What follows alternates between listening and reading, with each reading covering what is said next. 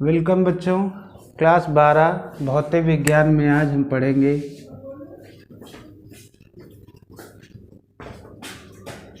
विद्युत द्विध्रुव के कारण अच्छी स्थिति में विद्युत क्षेत्र की तीव्रता का निगमन। विद्युत द्विध्रुव के कारण हम जानते हैं, पिछले वीडियो में हमने बताया विद्युत द्विध्रुव क्या होते हैं। जब दो समान आवेश परंतु विपरीत प्रकृति वाले अल्प दूरी पर स्थित होते हैं तो ऐसे पदार्थ विद्युत द्विध्रुव की रचना करते हैं। तो मान लिया गया ए बी एक कोई विद्युत द्विध्रुव है जो निर्वात में उपस्थित है। बच्चों, निर्वात एक परावैद्युतांक माध्यम है जिसके लिए के का मान 1 होता है। अब देख रहे हैं कि इसके मध्य बिंदु से ओ से आर दूरी पर कोई बिंदु पी है जिस पर हमें विद्युत क्षेत्र की तीव्रता ज्ञात करनी है। ए बी विद्युत द्विध्रुव है जिसकी अल्प दूरी 2L है, जिसका मध्य बिंदु O है। O से R दूरी पर कोई बिंदु P है जिस पर विद्युत क्षेत्र की तीव्रता हमें ज्ञात करनी है, और ये सिस्टम जो है पूरा निर्वात में उपस्थित है। तब हम देखते हैं कि प्लस Q आवेश के कारण जो इलेक्ट्रिक फील्ड लाइन अर्थात वैद्युत बल रेखाएं होती हैं वो बाहर की ओर दिष्ट होती हैं, बाहर की ओर जाती हैं, जबकि माइनस आवेश में वैद्युत बल रेखाएं अंदर की ओर आती हैं। तो यदि हम इनका परिणामी क्षेत्र निकालें ई वेक्टर, तो हम जानते हैं E1 vector plus E2 vector परस्पर विपरीत सदिश होने के कारण क्या आ जाएगा, E=E1 माइनस E2। मैग्नीट्यूड ले लिए गए, परिमाण ले लिया गया इनका, आपस में विपरीत सदिश हैं इसलिए प्लस का माइनस हो गया।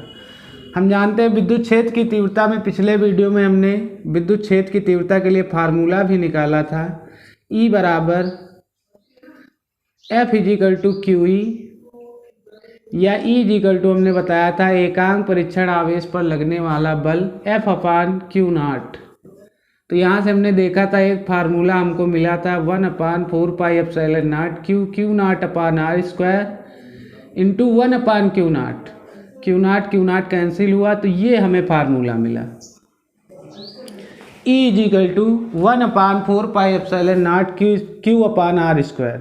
तो हम देखते हैं E1 प्लस Q आवेश के कारण, E2 माइनस Q आवेश के कारण।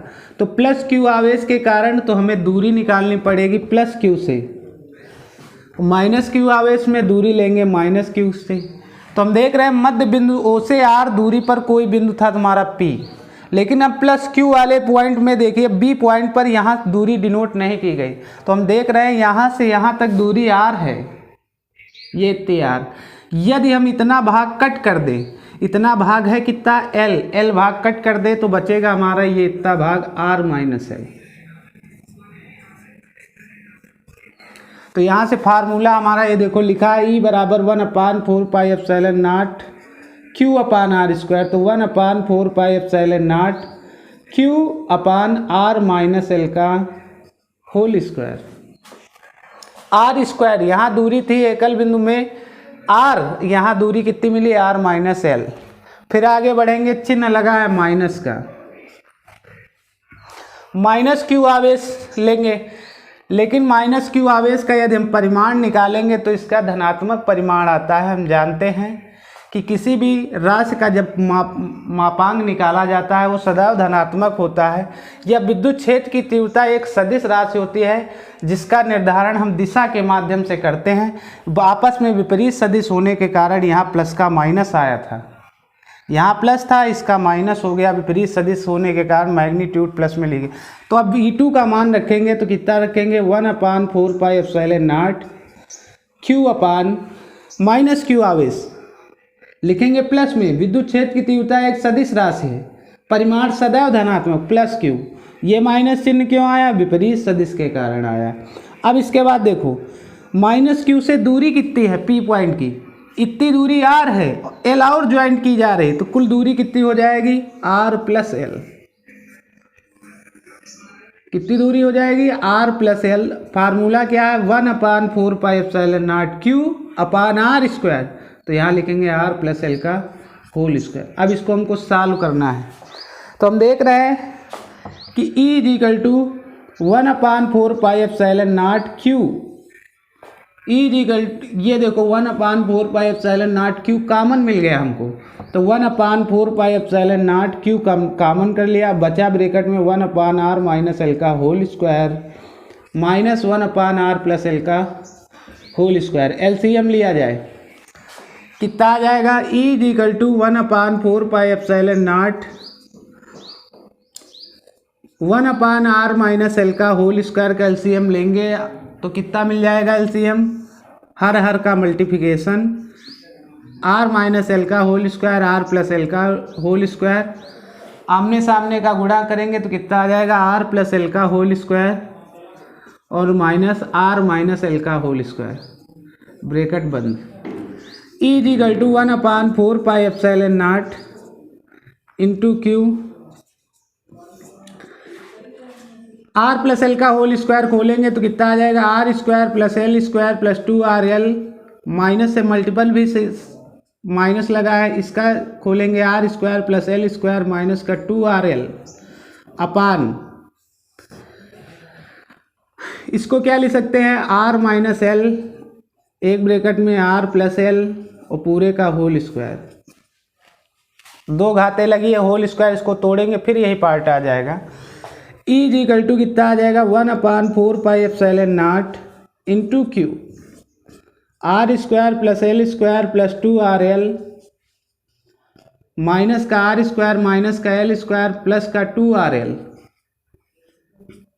अपान r square a minus B A plus B, formula हम जानते हैं बच्चों, r square minus L square A square minus B square के रूप से, फिर पूरे का whole square, r square cancel, L square cancel. E is equal to 1/4 pi epsilon naught Q, 2 2 4 हो गए, 4rl अपान, हम यहाँ से r स्क्वायर कॉमन ले रहे हैं, ऊपर दो घात लगी है तो घात से गुणा करेंगे, r स्क्वायर के ऊपर दो घात लगी तो दो बार गुणा, तो गुणा में घातें जुड़ती है, तो r की पावर 4, अब ब्रैकेट में बचा कितना, 1 minus L square upon r square, common का मतलब होता है डिवाइडेशन, डिवाइडेशन करेंगे तो r square upon r square cancel हो गया, 1 हो गया, L square upon r square, अब इसमें घात कितनी लगी, 2 लगा दी। हम देख रहे हैं एल का मान r की अपेक्षा बहुत छोटा है,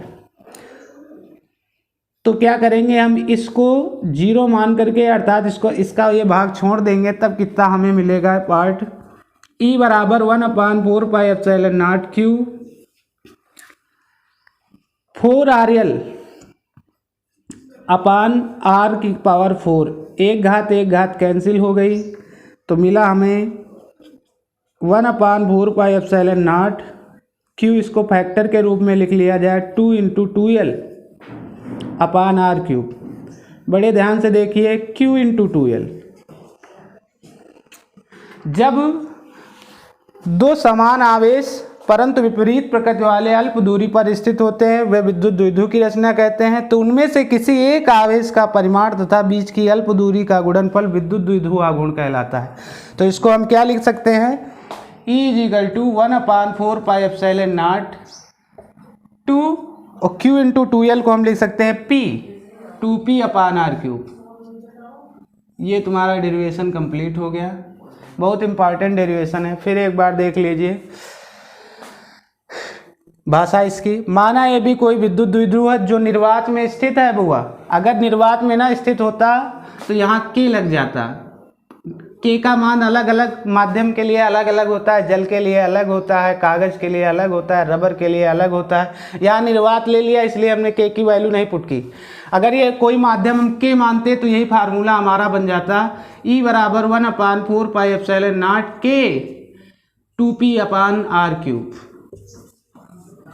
के क्या है, माध्यम है, माध्यम हमने निर्वात लिया इसलिए के की वैल्यू 1 हो गई, इसलिए यहाँ पर आया हमारा 1/4 pi epsilon naught into 2P अपान r³।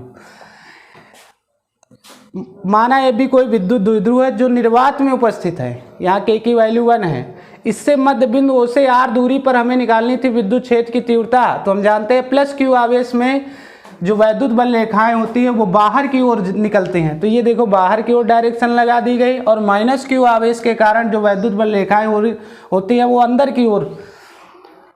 की ओर जाती हैं। तो देखते हैं कि हम ये परस्पर विपरीत सदिश हो गए, और विपरीत सदिश में प्लस का माइनस हो जाता है। यहाँ माइनस क्यू आवेश परिमाण नहीं लिया जाता है कि यहाँ माइनस क्यू लगा दे, परिमाण सदैव धनात्मक होता है। सदिश राशि है इसलिए डायरेक्शन पर मतलब रखता है, यहाँ डायरेक्शन उल्टी है इसलिए ये चिन्ह माइनस का आया, इसका मैग्नीट्यूड का। इस कारण माइनस नहीं आता है कि प्लस माइनस क्यू रख दिया जाए सर यहाँ प्लस का माइनस हो जाए, ऐसा नहीं है। ये विद्युत सदिश राशियाँ हम जानते हैं वे राशियाँ होती है जिनमें परिमाण के साथ साथ दिशा की आवश्यकता है, और परिमाण सदैव एक धनात्मक राशि होती है। किसी भी राशि का हम परिमाण निकालते हैं वो सदैव धनात्मक आता है। फिर उसके बाद 1/4πε0 देखिए, उतने भाग में हमने काला काला कर दिया है, ये कॉमन पार्ट है, कॉमन पार्ट बाहर कर लिया गया, इतना पार्ट बचा, फिर सॉल्व कर लिया गया, और सॉल्व करने पर हमारा डेरिवेशन ये प्राप्त हुआ 1/4πε0 इंटू 2p/r³, जहाँ p विद्युत द्विध्रुवा गुण है, r क्या है दूरी है, e क्या है विद्युत क्षेत्र की तीव्रता है। आज के लिए बस बच्चों इतना ही। कल अगले वीडियो में हम बताएंगे निरक्षीय स्थिति में विद्युत क्षेत्र की तीव्रता का निगमन। Thank you.